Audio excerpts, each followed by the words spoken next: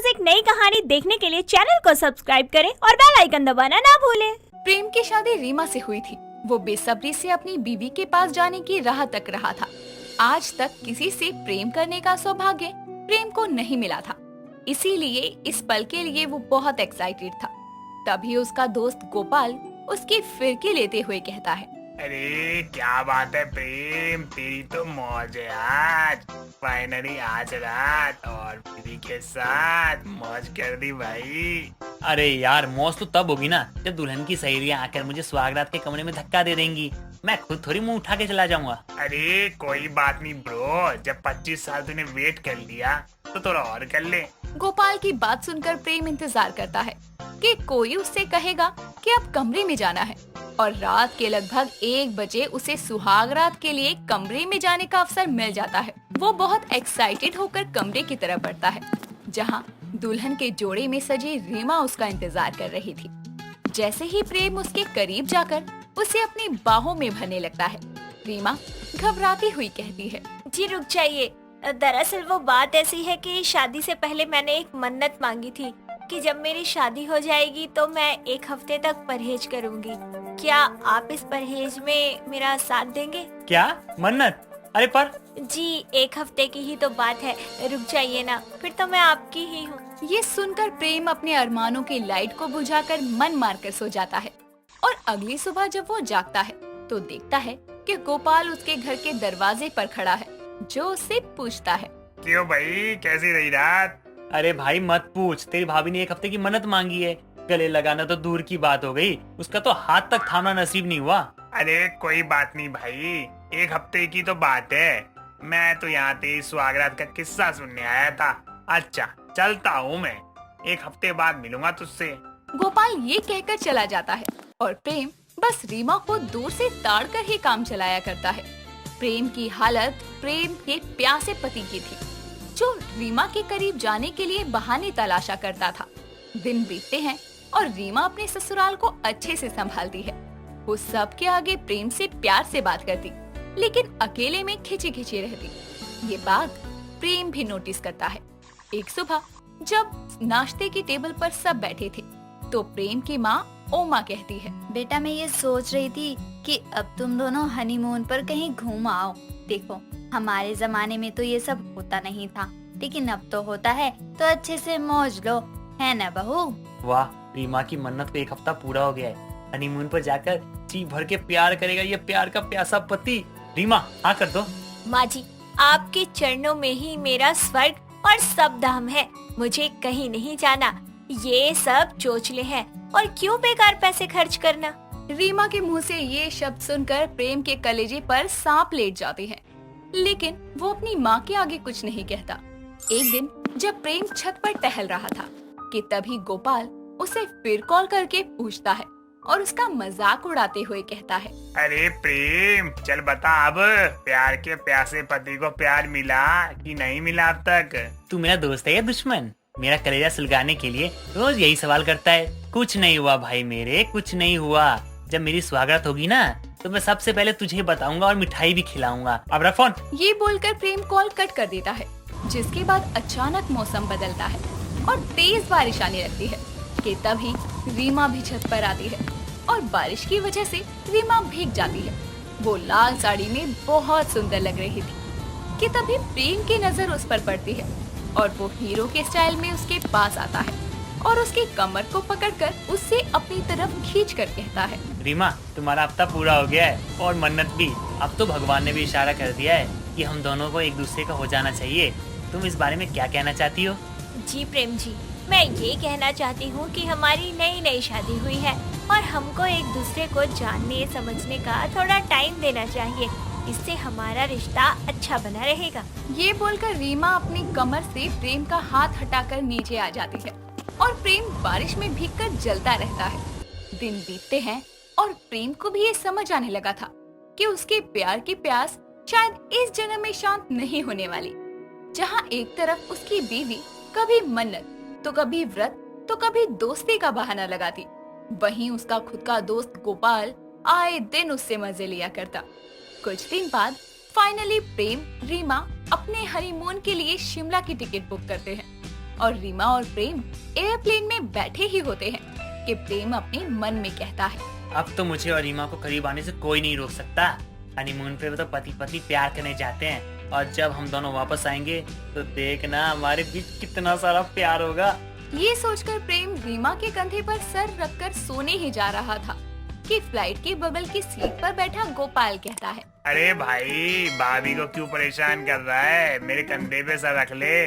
गोपाल को देखकर प्रेम चौंक जाता है और हैरानी से कहता है, अबे तू यहाँ, तू इस प्लेन में क्या कर रहा है? अरे भाई कुछ काम था इसलिए जा रहा हूँ ऑफिस के काम से। और तू बता, हनीमून पे जा रहे हो ना दोनों? हाँ भाई, बाकी देखते हैं। अच्छा है, चल अब 2 घंटे सो जाते हैं, फिर पहुँच ही जाएंगे। ये बोलकर प्रेम सो जाता है और कुछ घंटों के सफर के बाद वो लोग अपनी मंजिल पर आते हैं, जहाँ गोपाल भी प्रेम और रीमा वाला ही होटल लेता है और तो और बगल वाला कमरा लेता है। और जैसे ही प्रेम अपने कमरे में जाता है तो देखता है कि रीमा घोड़े बेचकर सो रही है, जिसके बाद वो उसे देखकर मन में कहता है, कोई बात नहीं, सोती रहो, लेकिन अब तो हम 1 हफ्ता साथ में हैं। आखिर कब तक तुम मुझको खुद से दूर रखोगी? ये बोलकर प्रेम उसके बगल में आकर सो जाता है और कुछ घंटों बाद जब उसकी नींद खुलती है तो वो पाता है कि रीमा उसके बगल में नहीं है। कमरे का दरवाजा खुला है और ये देखकर वो बाहर जाता है और अपने दोस्त के कमरे में जाकर देखता है कि रीमा गोपाल के गले लगकर खड़ी है और रोते हुए बोल रही है, आखिर गोपाल ये सब कब तक चलेगा? मैं प्रेम जी को और धोखा नहीं दे सकती हूँ। वो बहुत भले इंसान है। मैं भी जानता हूँ वो बहुत अच्छा है, इसलिए जब तुम्हारे घर वालों ने मेरी शादी तुमसे करवाने से मना कर दिया ना, और कुछ वक्त बाद मुझे पता चला कि तुम्हारे लिए प्रेम का रिश्ता आया है, तो मैंने तुमसे बोला कि हाँ कर दो। गोपाल ये बोलकर देखता है कि प्रेम सामने खड़ा है, जिसे देखकर वो कहता है, भाई हमें माफ कर दे, हमारा इरादा तुझे धोखा देने का नहीं था। हम दोनों तो एक दूसरे से बहुत प्यार करते हैं, लेकिन इसके घर वाले शादी के लिए नहीं माने, और जब तेरा रिश्ता आया तो मैंने इसको बोला कि तुमसे शादी कर ले, ताकि उसके बाद तुमसे तलाक लेकर ये मुझसे शादी कर सके। साले, मुझे इस बात का इतना बुरा नहीं लगा कि तुम दोनों ने मेरे साथ ऐसा किया। मैं तुम दोनों की मजबूरी समझता हूँ, तेरा दोस्त हूँ मैं तो ये सोच सोच के खिलस रहा हूँ ना कि तू जानता था कि रीमा कभी मेरे पास नहीं आएगी, फिर भी तू रोज रोज पूछकर मुझे किलसाता था।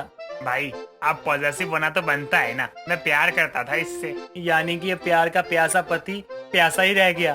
तुम फिक्र मत करो प्रेम, तुम्हारी जिंदगी में मुझसे भी कोई और अच्छी लड़की आएगी जो तुम्हें बहुत सारा प्यार देगी। अरे तू तो बस ही कर, मेरी माँ मेरी वाट लगा कर अब दिलासा दे रही है। कभी मन्नत, कभी व्रत, कभी दोस्ती। प्रेम ये बोलता है और उन दोनों को समझकर रीमा को तलाक देकर उसकी शादी अपने दोस्त गोपाल से करवा देता है, जिसके कुछ सालों बाद उसकी जिंदगी में सलोनी नाम की सुंदर सी लड़की आती है और उससे उसकी शादी होती है। और रात के समय जब वो अपने कमरे में जाता है तो दुल्हन के जोड़े में बैठकर सलोनी शर्मा रही थी। वो उसके पास जाकर बैठता है कि सलोनी कहती है, जी मुझे लगता है हमें आगे बढ़ने से पहले एक दूसरे को थोड़ा जान लेना चाहिए।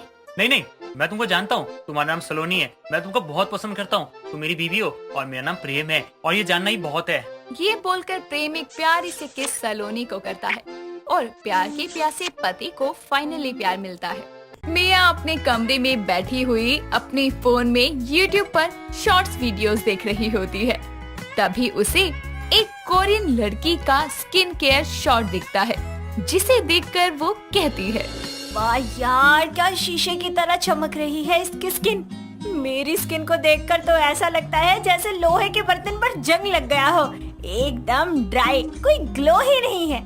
मिया इतना बोल ही रही होती है कि तभी उसके कमरे में उसकी दोस्त रिधा आती है और मिया से बोलती है, ओए अकेली बैठी किससे बातें कर रही है तू? किसी से नहीं यार, बस मैं YouTube पर शॉर्ट्स देख रही थी, उसमें ना एक कोरियन लड़की आई यार, उसकी स्किन कितनी लाजवाब थी, क्या ही कहूँ। मत बोल कुछ, मैं कौन सा पूछ रही हूँ। यार रिदा, मेरी मदद करना मेरे इस उजड़े चमन जैसे चेहरे पर हरियाली लाने के लिए। प्लीज यार, कोई रौनक आ जाए मेरे चेहरे पर भी। ठीक है, मैं मदद करूँगी तेरी, रो मत। तू मेरी ना सबसे अच्छी सहेली है, मेरी प्यारी रिदा। बस बस, इतना प्यार बहुत है, ला फोन दे और एक कॉपी पेन भी दे। रिधा की बात सुनकर मिया उसे अपना फोन और पेन कॉपी दे देती है, जिसके बाद मिया रिधा के फोन में काफी सारी कोरियन स्किन केयर की वीडियोस प्ले करती है और बैक टू बैक दोनों सहेलियां वीडियोस देखती हैं। साथ ही रिधा कुछ इम्पोर्टेंट पॉइंट्स भी पेपर पर लिख लेती है। काफी देर मेहनत करने के बाद रिधा मिया से बोलती है, देख, अब ये जो पॉइंट्स लेके आए ना, इसी के अकॉर्डिंग तुझे अपनी स्किन की केयर करनी है ताकि तेरी स्किन भी कोरियन की तरह चमकदार और क्लियर बन सके। करूंगी यार, सब करूंगी, पर बहुत महंगा पड़ जाएगा। काफी सारी चीजें हैं इसमें। कोई बात नहीं, एक बार खर्चा कर ले, फिर संभाल कर इस्तेमाल करियो। हाँ यार, तू सही कह रही है। चल अब मैं चलती हूँ, शाम हो गई, घर का काम भी करना है। इतना कहकर रिधा वहाँ से चली जाती है। उसके जाते ही मिया जल्दी से अपने पिगी बैंक से पैसे निकालकर मार्केट से सामान लेने निकल जाती है और जल्दी से सारा सामान लेकर घर आती है और अपना कोरियन स्किन केयर शुरू करती है, जिसके चलते वो कभी चावल की क्रीम बनाती तो कभी स्टीम लेती, कभी टोनर लगाती तो कभी सीरम लगाती और तो और कभी चारकोल वाला फेस पैक लगाती। कुछ ही हफ्तों में मिया की स्किन एकदम शीशे की तरह चमकने लगती है।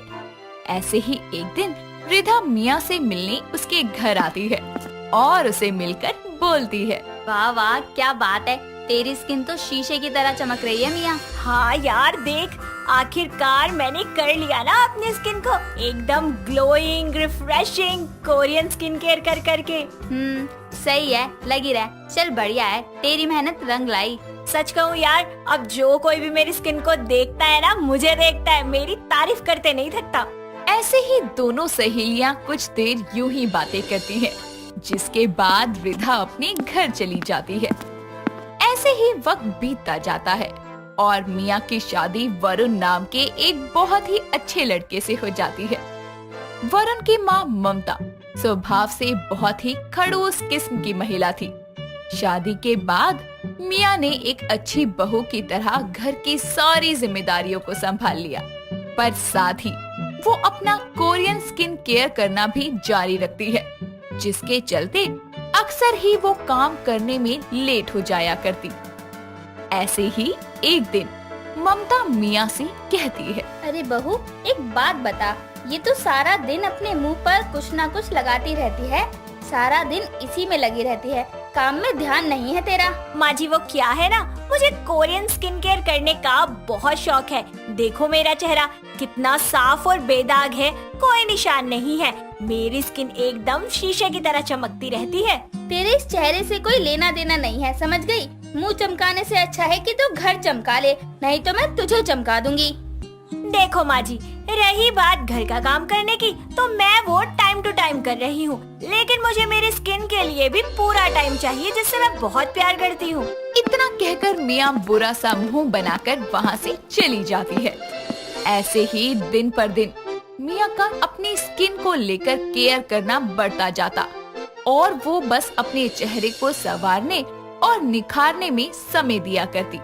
ना उसे खाना सोचता और ना ही घर का कोई काम सोचता।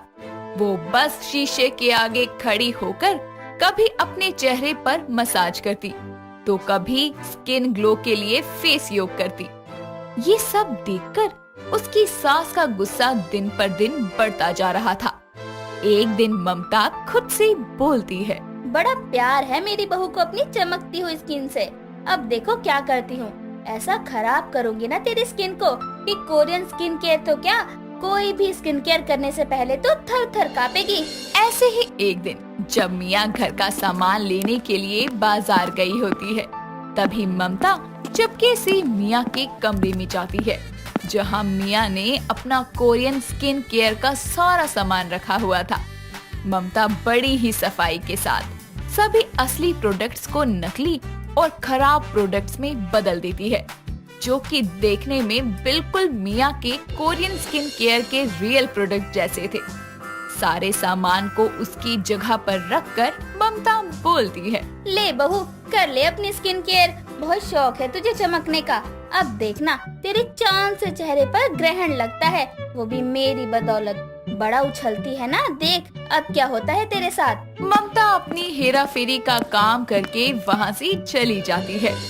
कुछ देर बाद मिया मार्केट से सामान लेकर घर आती है और आते ही घर के कामों में लग जाती है। रात तक घर का सारा काम करने के बाद मिया अपना डेली कोरियन स्किन केयर को फॉलो करती है और जैसे ही वो अपने चेहरे पर क्रीम लगाकर मसाज करने लगती है, तभी उसे अपने चेहरे पर हल्की जलन महसूस होती है और वो खुद से बोलती है, अरे आज से पहले तो मेरे चेहरे पर इतनी जलन कभी नहीं हुई, आज क्यों हो रही है? लगता है मार्केट गई थी ना, तो सूरज की तेज किरणों से मेरी स्किन हार्श हो गई है, जिस वजह से मुझे जलन हो रही है। कोई नहीं, मैं अपना कोरियन स्किन केयर करके अपने स्किन को रात भर में रिपेयर कर लूंगी, फिर वो गुलाबों सी फ्रेश हो जाएगी। इतना कहकर मिया क्रीम से मसाज करने के बाद चेहरे पर सीरम लगाती है और आराम से सो जाती है। और सुबह उठकर जैसे ही वो अपना चेहरा शीशे में देखती है तो उसके होश उड़ जाते हैं। उसके चेहरे पर ढेर सारे पिंपल निकल आए थे, साथ ही उसकी स्किन एकदम लाल हो गई थी। ये सब देखकर मिया को जबरदस्त धक्का लगता है और वो सदमे में चली जाती है। कुछ देर बाद जब ममता मिया के कमरे में आती है तो उसे शीशे के सामने एकदम सुन बैठा देखकर बोलती है, बहू क्या हुआ तुझे और तेरे चेहरे का ये हाल कैसे हो गया? अरे बहू कुछ बोल क्यों नहीं रही? क्या होगा? मूर्ति क्यों बन गई? बोलना कुछ। हे भगवान क्या हो गया? इसे कहीं सदमा तो नहीं लग गया? कहाँ खो गई है? मिया मिया कुछ बोल बहू। ममता के लाख कोशिश करने के बाद भी मिया कुछ नहीं बोलती। ये देखकर ममता बुरी तरह घबरा जाती है और फिर वरुण के साथ मिलकर ममता मिया को हॉस्पिटल में लेके जाती है, जहां डॉक्टर मिया का चेकअप करते हैं और उसे सदमे से बाहर लाने के लिए शॉक थेरेपी देते हैं। तभी मिया जोर से चिल्लाती है, मेरी स्किन, ये क्या हो गया? ये नहीं हो सकता। माँ जी, वरुण, मेरी स्किन। तभी वरुण और ममता मिया के पास आते हैं और ममता अपनी बहू को अपनी सच्चाई बताती है, साथ ही उससे माफी मांगती है। तभी मिया बोलती है, माफी मत मांगिए माँ जी, कहीं ना कहीं गलती मेरी भी थी। मैं अपनी स्किन केयर में इतना ज्यादा अंधी हो गई थी कि मुझे उसके अलावा कुछ नजर ही नहीं आ रहा था। आप भी मुझे माफ कर दीजिए। और रही बात इस चेहरे की, तो ये भी ठीक हो ही जाएगा। मिया की बात सुनकर ममता उसे गले से लगा लेती है। सभी लोग हॉस्पिटल से घर आ जाते हैं और ममता अब खुद अपनी बहू का कोरियन स्किन केयर करती और वापस से मिया की स्किन को पहले जैसा साफ और चमकदार बना देती है। दोस्तों, अगर आपको ये कहानी पसंद आई तो इसे लाइक करें, शेयर करें और कमेंट करके बताएं कि कहानी में आपको सबसे अच्छा क्या लगा।